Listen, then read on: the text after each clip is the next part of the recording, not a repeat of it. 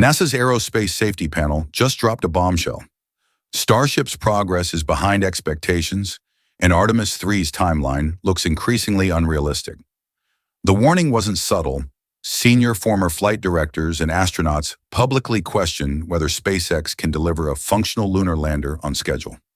Billions of dollars in America's return to the moon hang in the balance. But Musk's response? He fired back with a defiant declaration that turned the criticism on its head, backed by SpaceX President Gwynne Shotwell, with hard evidence of progress NASA's critics are ignoring. What did Musk reveal that changed the entire conversation? Let's dive right in.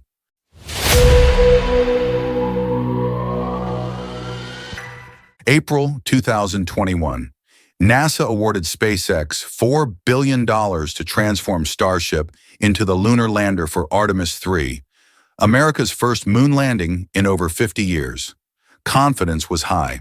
SpaceX had just revolutionized spaceflight with reusable rockets. This seemed like the natural next step. But by September 2024, NASA's Aerospace Safety Advisory Panel issued their warning. The message was clear. Starship hadn't demonstrated orbital refueling, the single most critical capability needed for lunar missions. After nearly 4 years, that's a problem. Here's why. Getting Starship to the moon requires dozens of tanker flights to transfer hundreds of tons of cryogenic propellant in orbit. Each flight must succeed. One failure collapses the mission. The panel laid out the math, and it wasn't encouraging. With so many refueling operations required, even small failure rates compound into major mission risk. Critics immediately questioned whether betting the entire Artemis program on unproven technology made sense. Then came the comparison that nobody at NASA wanted to discuss. NASA's Space Launch System took over a decade and more than $30 billion to develop. It's a single-use rocket. Boosters and core stage are thrown away after each flight. When SLS experienced years of delays and massive cost overruns, congressional criticism was muted. The program continued. SpaceX's Starship operates on a fraction of that budget, yet faces intense scrutiny for every setback. Musk didn't miss this irony. His response was pointed. SpaceX was being accused of threatening Artemis timelines while the government rocket that consumed most of NASA's budget faced zero comparable accountability. This double standard became central to his counterattack. If traditional aerospace could take decades and tens of billions to build expendable rockets, why was SpaceX's rapid, cost-effective development being judged so harshly? The question exposed a deeper tension about how space programs should be run. When the warning dropped, Musk could have issued standard corporate statements about partnership and collaboration. Instead, he went on the offensive, calling the criticism short-sighted and exaggerated. But what made his declaration genuinely bold wasn't just the tone, it was the substance. Musk didn't simply defend current progress. He doubled down, promising that Starship would demonstrate orbital refueling before Artemis 3 needs it.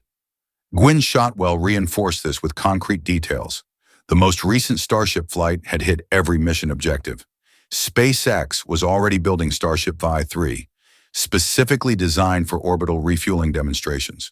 New test infrastructure was under construction at Starbase, including dedicated facilities for lunar operation simulations. While critics focused on what hadn't been done yet, SpaceX was building the hardware to make it happen.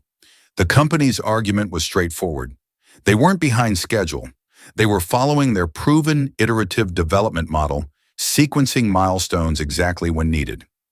Orbital refueling is genuinely difficult. Cryogenic propellants like liquid oxygen and methane must stay at temperatures hundreds of degrees below zero. In space, managing these fluids means controlling boil-off, maintaining pressure, and transferring liquids in microgravity, all at a scale never attempted before. NASA's concern is legitimate. No company has demonstrated this capability. The advisory panel's skepticism comes from experienced astronauts and flight directors who've seen complex systems fail in real-world conditions. But SpaceX's counter-argument carries weight too. Reusable rockets were considered impossible. Industry experts claimed landing orbital boosters was too hard, too expensive, not worth pursuing. Today, Falcon 9 has landed over 200 times. What was once impossible is now routine. Musk's position, Orbital refueling is simply the next impossible challenge that will become standard practice. The same development philosophy that made rocket reusability boring will crack cryogenic fuel transfer. This isn't just about technology, it's about fundamentally different approaches to development. NASA operates within government oversight and congressional accountability, conservative planning, extensive reviews, wide safety margins. This approach makes sense when failures trigger public hearings and budget battles. SpaceX builds fast, tests in reality, accepts explosive failures as learning opportunities, and iterates rapidly. Development cycles measured in months, not years. When NASA's advisors called Starship's timeline unrealistic, they measured it against traditional aerospace practices, the same practices that produced SLS's decade-long $30 billion development. Musk and Shotwell's message was unambiguous. SpaceX won't slow down to match that pace. The criticism wasn't just about technical capability, it was about rejecting SpaceX's entire development philosophy. The same approach that delivered more innovation in 10 years than traditional aerospace managed in 30. NASA's concerns have merit. SpaceX hasn't demonstrated orbital refueling yet. For architecture depending entirely on this capability, that's real risk. But SpaceX's achievements are equally undeniable. Falcon 9 has landed 200+ times. Dragon has flown multiple flawless crewed missions. Starship exceeded Saturn V's thrust on its first integrated flight. When critics said these things couldn't be done, SpaceX proved them wrong. Shotwell emphasized this directly. Each Starship test accomplishes specific objectives and informs the next design. Not demonstrating refueling yet doesn't mean they're behind. It means that milestone comes exactly when needed in their timeline. When reporters asked if NASA might switch to Blue Origin's competing lander, Musk's response was blunt. Not happening. Blue Origin's design is unproven, their New Glenn rocket hasn't flown, and they lack operational experience at SpaceX's scale. Within Artemis timelines, SpaceX is the only viable option. NASA knows it. Musk knows they know it. NASA's public warning serves dual purposes. It's both technical feedback and political cover. When Artemis 3 delays, and delays are likely, NASA needs documented evidence they pushed contractors early. This shields the agency in congressional hearings. Musk's defiant response is equally strategic. By highlighting SpaceX's cost-effectiveness and speed, he builds his own political defense. If delays occur, he can point to NASA's bureaucratic pace and traditional aerospace's bloated costs as the real problems. Both sides manage optics as much as engineering. 3 upcoming achievements will determine who's right. First, orbital refueling demonstration with Starship 5-3. Musk frames this as when, not if. Success obliterates the advisory panel's main criticism. Second, sustained launch cadence. Lunar missions need multiple rapid Starship launches. The Starbase infrastructure under construction aims to prove this capability. Third, HLS variant readiness. Shotwell confirmed dedicated test facilities are being built for this lunar-specific version. Hardware in active development, not concepts. NASA hasn't retracted their warning, but hasn't escalated either. They're watching the same milestones. If SpaceX delivers, the entire narrative flips. If they stumble, the advisory panel looks prescient. What happens next matters beyond Artemis 3. This fight defines the future of space exploration.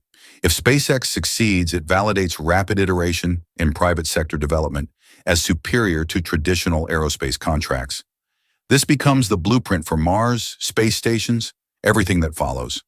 If SpaceX struggles, it strengthens arguments that high-risk development shouldn't be trusted with human spaceflight, potentially pushing NASA back toward conservative contractors and slower timelines. Musk's declaration wasn't just defending a schedule, it was a statement about which future we're building. Every Starship test flight now carries dual weight, proving both the technology and the development philosophy behind it. The next chapter is being written at Starbase, where prototypes stand ready for flights that will either vindicate Musk's bold promise or confirm NASA's concerns were justified. This is exactly why Musk's declaration carries so much weight. We're not just watching a dispute about timelines, we're witnessing a battle that will define how humanity explores space for the next generation. If SpaceX proves orbital refueling works, They validate a development philosophy that could cut decades off Mars missions and revolutionize deep space exploration. If they fail, NASA returns to traditional contractors with slower timelines and higher costs. The stakes are that simple and that massive. Here's what makes this moment critical. The proof is coming fast. Starship Phi-3 is already in production. The orbital refueling demonstration everyone doubted is scheduled for mid-2025. Within months, not years, we'll know if Musk's confidence was justified or if NASA's warning should have been heeded sooner. The bottom line? SpaceX bet everything on rapid innovation, beating traditional aerospace. NASA bet Artemis 3 on that same promise. The next few Starship flights will prove who was right and reshape America's path back to the moon. So here's my question for you. Can SpaceX demonstrate orbital refueling by mid-2025 and silence the critics? Or should NASA be preparing backup plans right now? Drop your prediction in the comments below. If you found this deep dive valuable, hit that like button. It helps us bring you more analysis like this. This is Space Hub, where we break down the real story behind space headlines. Subscribe and turn on notifications so you catch our next video covering Starship's upcoming refueling test and what it means for Artemis 3. Because whether Musk succeeds or stumbles, what happens at Starbase in the coming months will determine whether we return to the moon in 2027 or wait another decade.